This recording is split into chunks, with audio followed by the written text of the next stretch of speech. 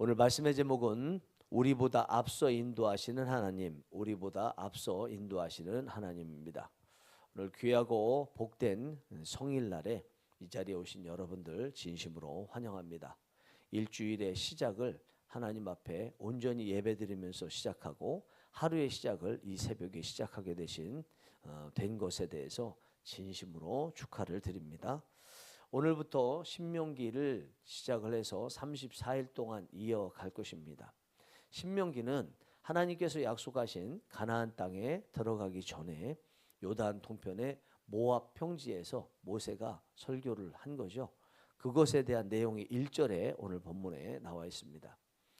이제 가나안 땅에 들어가기 직전인데 모세가 이렇게 설교하는 것은 두 가지 내용으로 설교하겠다라고 우리가 짐작할 수가 있는데, 우리의 짐작대로 모세가 그 두 가지 내용으로 설교를 합니다. 하나는 지금까지 애굽에서 나오는 동안 있었던 하나님의 은혜에 대한 말씀을 전하고요.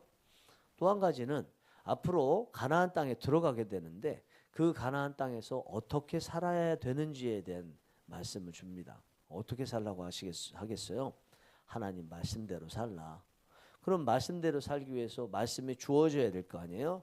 그래서 신명기에는 가나안 땅에 들어가서 살 말씀이 주어집니다.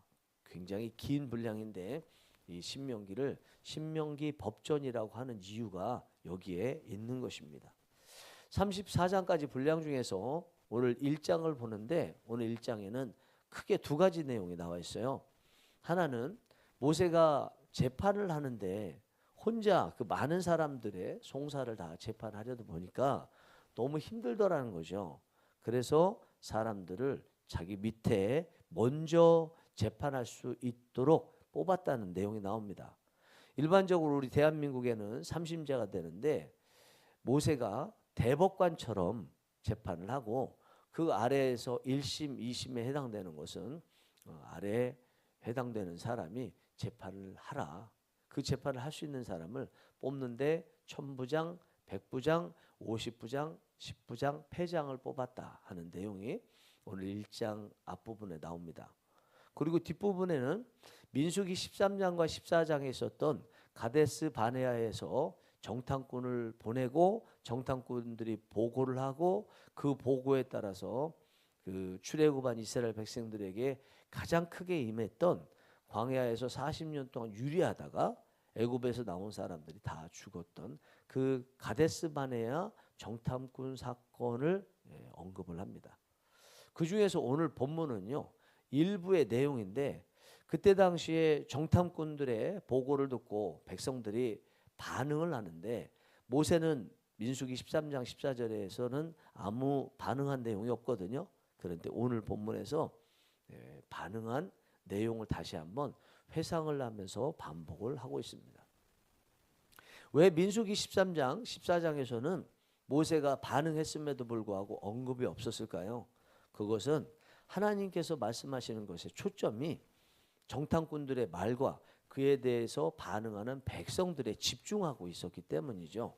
그러나 이제 전체적인 것을 모세가 회상하고 모세가 말하는 이 신명기에 들어와서는 본인이 그때 당시에 말했던 것을 회상하면서 내가 이렇게 말하지 않았느냐라고 다시 반복을 하고 있습니다. 모세가 가데스 바네아에서 정탐꾼 사건에 대해서 말한 내용을 보면요, 여호수아와 갈렙이 하나님께서 약속하신 가나안 땅에 들어가잖아요. 그들과 똑같은 내용으로 말을 했다는 거예요. 한마디로 하나님께서 도와주실 것이니까 들어가자라고 말을 했다는 것입니다. 그런데 모세의 말은 조금 더 여호수아와 갈렙의 말보다 구체적이에요.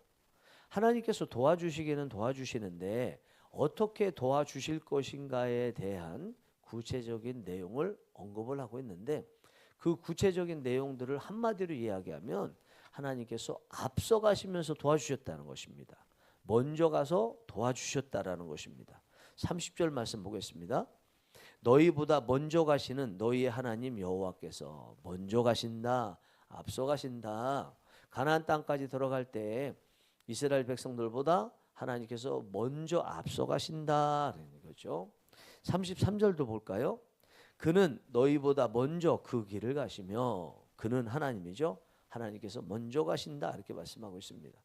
그러면서 모세는 하나님께서 앞서 먼저 가신다는 의미가 무엇인지를요, 정말 딱 누가 봐도 두 가지를 말하고 있다 느낄 정도로 두 가지에 대해서 말을 합니다. 첫 번째는 하나님께서 먼저 가시면서 대신 이스라엘 백성들을 대신해서 싸워 주신다는 겁니다. 30절 보겠습니다. 너희보다 먼저 가시는 너희의 하나님 여호와께서 애굽에서 너희를 위하여 너희 목전에서 모든 일을 행하신 것 같이 이제도 너희를 위하여 싸우실 것이며, 한마디로 30절 말씀을 요약하면 애굽에서 여기까지 오는 동안 그러셨던 하나님께서 앞으로 가나안 땅에 들어갈 때도 하나님이 앞서 가시면서 먼저 가시면서 싸워 주실 것이다 라고 말을 하는 거죠. 이것이 가데스 바네아 정탐꾼 사건 때 모세가 했던 말이라는 것입니다. 33절도 보겠습니다. 그는 너희보다 먼저 그 길을 가시며 장막 칠 곳을 찾으시고 밤에는 불로 낮에는 구름으로 너희가 갈 길을 지시하신 자이시니라. 30절에서는 하나님께서 먼저 가시면서 적들이 있으면 대신 싸워주셨다 말씀하고 있는데, 33절에서는요 하나님께서 장막 칠 곳을 미리 찾아서 발견해 놓으셨다고 말합니다. 이제 행진을 하게 되면 백성들이 피곤할 거 아니에요. 또 물도 마셔야 되고 음식도 먹어야 될 것이 아니에요. 그러면 정박하게 될 곳을, 가장 좋은 곳을 찾아야 되는데 그 일을 백성들은 할 수 없으니 하나님께서 먼저 가셔서 백성들의 피곤을 달래고 쉴 수 있는 곳을 찾아서 마련하도록 하셨다는 것입니다. 얼마나 이게 은혜가 되는 거예요. 여러분, 우리 살면서 일주일 중에 6일을 일하지 않습니까? 그러면 하루 쉬게 되는데 그 하루가 6일치의 피곤을 다 이제 보상할 만큼 충분히 쉴 만한 곳이 되어야 돼요. 또 쉴 만한 시간이 되어야 돼요. 그거 우리가 찾기는 어렵습니다. 하나님께서 충분히 쉴 수 있는 방법을 먼저 가셔서 다 알아보시고 주시는 거예요. 그게 뭡니까? 오늘이죠. 오늘 주일. 이 주일이 바로 하나님께서 주신 6일치의 피곤을 다 보상할 수 있도록 다 먼저 조사해서 주신 결과물인 것입니다. 여러분들께서 오늘 이 거룩한 주일을 정말 안식일처럼 지키시는 은혜가 있기를 원합니다. 율법처럼 지키라는 것이 아니고 하나님께서 원래 안식일을 주실 때 가지셨던 의미처럼 여러분들이 오늘 주일에도요 충분히 영혼육에 휴식이 있기를 간절히 바랍니다. 그리고 하나님께서 먼저 가시면서 앞으로 이스라엘 백성들이 가나안 땅까지 갈 때 어떻게 가야 되는지 그 길을 인도하시는데 안전하고 또 제대로 잘 볼 수 있도록 하기 위해서 낮에는 구름으로 밤에는 불로 인도하셨다라고 말씀을 오늘 본문에서 하고 있습니다. 한마디로 이야기하면 하나님께서는 먼저 가시면서 이스라엘 백성들을 안전하게 지켜주셨다는 거죠. 적들이 나타나면 적들과 싸우셨다는 것입니다. 애굽이 나타났을 때 정말 하나님께서 애굽과 싸워주셨습니다. 아말렉이 나타났을 때 아말렉과 싸워주셨습니다. 모압에 있었던 아모리 족속 모압 사람들과 싸워서 또 이기게 해주셨습니다. 여러분, 여기서 싸운다는 것은요 단순히 사람과 싸우는 것만 의미하는 것은 아닙니다. 홍해와도 싸워서 이기게 해주셨죠.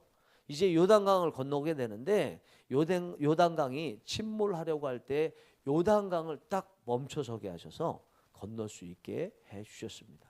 하나님께서 이렇게 싸워주셨다는 것입니다. 여러분, 우리 인생에 하나님은요 먼저 가시면서 정말 싸워주세요. 그런데 우리는 하나님께서 먼저 가신다는 이 의미를 어떤 식으로 받아들일 가능성이 있냐면 우리가 뒤따라가야 된다라는 의미로 생각할 수가 있습니다. 예수님께서도 제자들을 향해서 너희가 나의 제자가 된다면 자기 십자가를 지고 나를 따라올 것이니라 라고 말씀하셨잖아요. 또 세리 마태도 나를 따르라 이렇게 말씀하셨잖아요. 베드로가 밤새도록 그물을 내리면서 고기를 잡으려고 노력했지만 못 잡았을 때 깊은 데로 가서 그물을 내리라 말씀하시고 그 말씀대로 한 베드로에게 만선을 이루게 한 다음에 예수님께서 베드로에게 나를 따르라. 내가 이제부터 너를 사람을 낚는 어부가 되게 하겠다. 이렇게 말씀하셨잖아요. 요한복음 12장 26절에서는 나를 섬기려면 나를 따라야 하리니 이렇게 말씀하셨습니다. 그러니까 우리가 생각하기에 하나님이 앞서 가신다, 먼저 가신다는 의미를 그거를 그렇게 받아들이기보다는 우리가 뒤따라가야 되네 이렇게 생각하는 경향이 있잖아요. 그럼 뒤따라가면 불편할 수 있겠죠. 내가 생각하는 때에 따라가는 것이 아니라 하나님이 생각하시는 때에 따라가야 되잖아요. 내가 생각하기에 안전하다고 생각하는 길로 가야 되는데 하나님을 따라간다 그러면 하나님께서 말씀하시는 길로 가야 되잖아요. 그러다 보니까 따라간다는 것이 굉장히 부담스럽고 그리고 따라가고 싶지 않게 되는 그런 마음을 갖게 됩니다. 그런데 오늘 본문의 말씀은 이 따라간다는 의미를 다른 식으로 뭐라고 표기하셨어요? 하나님께서 앞서 가신다. 먼저 가신다. 그리고 먼저 가시면서 적들이 있으면 싸우시고 그 적들 중에 자연 환경이 적이 있다 할지라도 다 싸워주시고 그리고 우리가 쉴 곳을 다 먼저 찾아서 마련해 주시고 안전하게 갈 수 있도록 그 길 가는 동안에도 낮에는 구름 기둥, 밤에는 불 기둥으로 지켜주신다는 의미라는 것입니다.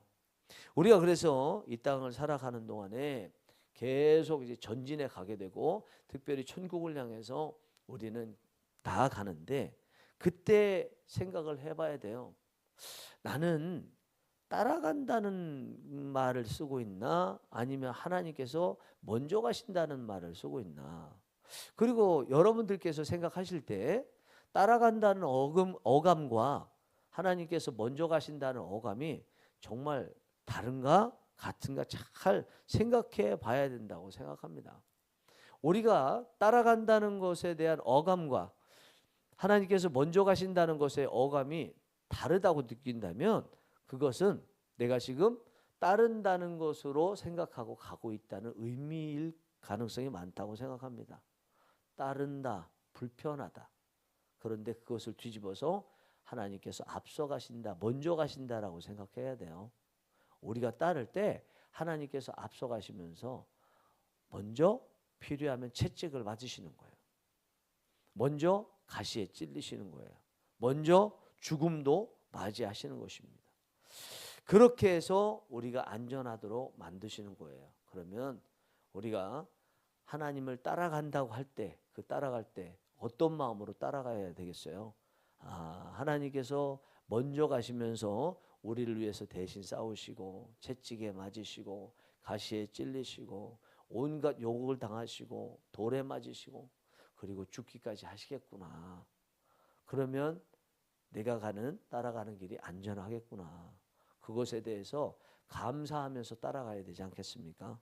여러분들이 이번에 이 말씀을 들으시면서 예수님의 제자됨을 단순히 따른다는 의미가 아니라 예수님께서 앞서 가시고 먼저 가시면서 우리의 모든 것을 책임져 주시고 제반의 여건을 마련해 주신다는 의미로 받아들이시면서 기쁨과 감사함으로 따르시게 되는 은혜가 있기를 바랍니다.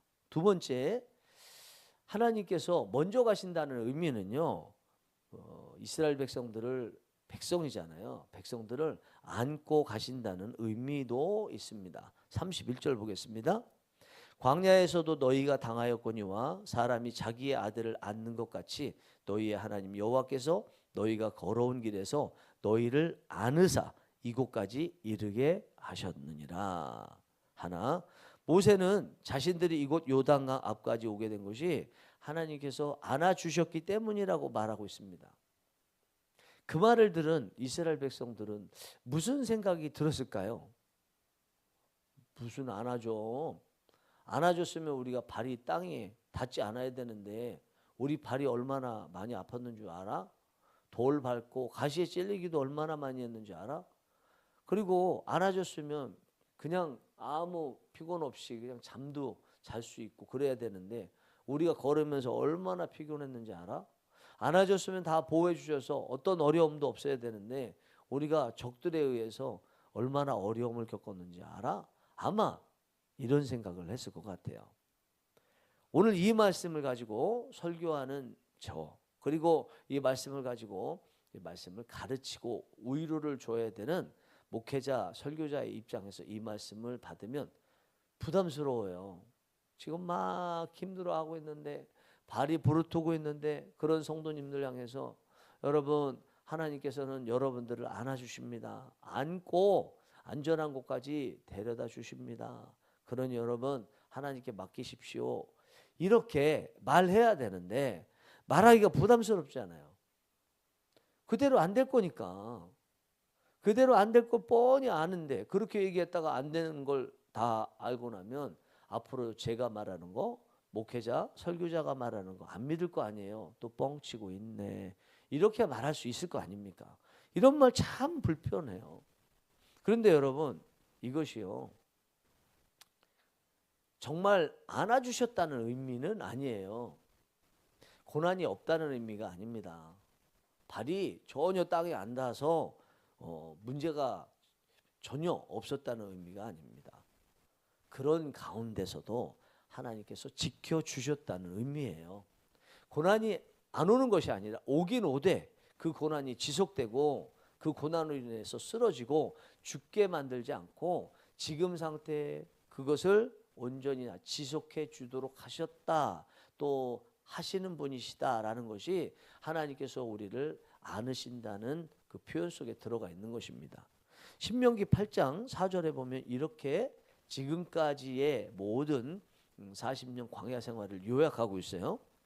이 40년 동안에 네 의복이 헤어지지 아니하였고 네 발이 부르트지 아니하였느니라. 분명 백성들은 걸었습니다. 그런데 발이 부르트지 않고 또 의복이 헤어지지 않았다, 이렇게 말씀하고 있습니다. 이것은요 정말 걸었다는 것을 인정하는 거예요. 그래, 너희들 걷기는 걸었어. 너희들 오단벌 가지고 살긴 살았어. 그거 보면서 우리가 뭐 불신자와 다른 게 하나도 없네. 우리도 고난이 있네. 우리도 발이 부르트네. 응? 발이 땅에 닿네. 우리도 오단벌로 이렇게 사네. 그럴 수 있다는 거죠. 그러나 그런 똑같이 불신자와 같이 경험하는 상황, 고난 가운데서 그 결과는 다르더라는 것입니다. 시작은 불신자와 똑같을지 모르지만 결과는 다르더라는 것입니다. 하나님께서 지켜주시더라는 것입니다. 여러분, 이 말씀이 얼마나 은혜예요. 그리고 우리가 살아가는데 꼭 필요한 것이 훈련이지 않습니까? 훈련이 돼야 되는데 하나님께서 그냥 고난도 주시되 그 고난을 통해서 꼭 정병이 되기 위해서 필요한 훈련을 받을 훈련 코스로 주신 것이지 죽이기로 작정하고 넘어뜨리기로 그렇게 작정해서 주신 것이 아니라는 거예요. 그러면 우리가 당하는 이 고난은요 정말 하나님께서 우리를 안으시는 거예요. 고난 당하는 것 같지만, 땅을 밟는 것 같지만 땅을 밟지 않은 것 같은 결과를 주시는 것이기 때문에 그렇습니다. 그러면 하나님께서 이렇게 안아서 주신다. 그런데 실질적으로는 진짜 안는 것이 아니고 고난은 고난대로 당하지만 그러나 나중에는 마치 정말 안는 것 같은 결과를 내주신다는 것을 우리가 이것을 깨달으려면, 또 그에 따라서 살려면 어떻게 해야 되겠어요? 필요한 게 하나 있는 거죠. 믿음이 필요해요. 믿음. 그렇죠? 믿음이 필요해요. 하나님께서 안아주신다, 그 말씀하실 때 분명히 발이 땅에 닿을 거 알고 어려움도 있을 것이 알매도 불구하고 아멘 할 수 있으려면요 믿음이 있어야 된다니까요. 그래서 오늘 본문에서 모세가 이 안아주신다는 말 하면서 그 다음 절에서 말한 게 믿음에 대한 말을 했어요. 32절에 보시면 이 일에 너희가 너희의 하나님 여호와를 믿지 아니하였도다. 그죠? 가데스 바네아에서 부정적인 그 정탐 결과를 말하고 그에 동조했던 사람들의 문제가 뭐라는 거예요. 하나님께서 안아주시지만 그 의미가 발이 땅에도 닿지도 않게 해주신다는 의미가 아니고 누구나 똑같이 불신자처럼 발이 땅에 닿게 하시지만 그러나 나중에 결과는 발이 땅에 닿았으면 발이 부르터져야 되는데 전혀 부르트지 않게 하셨다는 의미라는 것을 정말 인정하려면 어떻게 된다고요? 믿어야 된다는 거죠. 그런데 그 사람들은 다 믿지 않아서 가나안 땅에 들어가지 않았다라는 것입니다. 여러분 시편 119편 기자는요. 고난당하는 것이 내게 유익이라 그렇게 말을 했잖아요. 이 고백 어디에서 나온 걸까요? 하나님께서 안아주신다라는 표현 속에서 나온 거죠. 여전히 안아주셔도 발은 땅에 닿으면서 지나간다 할지라도 시간이 지나면 그 문제가 다 사라지고 안전하게 마무리되는 거, 이것이 고난당하는 것이 내게 유익이라. 왜냐하면 그렇게 다 땅을 밟고 가지만 일반 사람들과 다르게 결과는 전혀 발이 부르뜨지 않는 결과를 얻게 됐을 때는 하나님이 살아계시다는 인정을 하게 될 거 아니에요. 그래서 이 시편 119편 71절이죠. 고난당하는 것이 내게 유익이라. 내가 하나님의 율례를 배우게 되었나이다 그러잖아요. 율례를 배우게 됐다는 게 뭐예요? 말씀의 뜻을 알게 됐다는 거죠. 말씀의 뜻이 뭐예요? 말씀 안에 하나님에 대해서 알게 되었다는 거죠. 깨닫게 되었고 이제는 내가 하나님에 대해서 흔들리지 않게 되었다는 의미 아니겠습니까? 하나님이 주신 고난을 믿음으로 받아들일 때는 더 하나님에 대해서 알게 되고 말씀을 꿀송이같이 받아들이게 되는 결과 변화가 일어난다는 것입니다.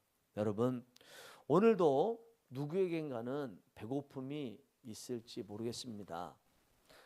또 누군가에게는 아픔이 있을지 모르겠습니다. 누군가에게는 억울함이 있을지도 모르겠습니다. 신자인데 성도인데도 그렇지만 명심하십시오. 그런 가운데서도 하나님은 여러분들을 안고 계십니다. 그래서 반드시 결과는 불신자들과 다른 결과를 내주실 것입니다. 이것을 믿으십시오. 믿는 자에게 하나님께서 그대로 이루어 주십니다. 그 은혜들을 결과로 다 얻게 되는, 그래서 마지막에 주의 율례를 배우게 되었나이다. 하나님을 알게 되었고 이제부터 하나님만 의지하며 살겠나이다라고 고백하시게 되는 은혜가 있기를 바랍니다. 기도하시겠습니다.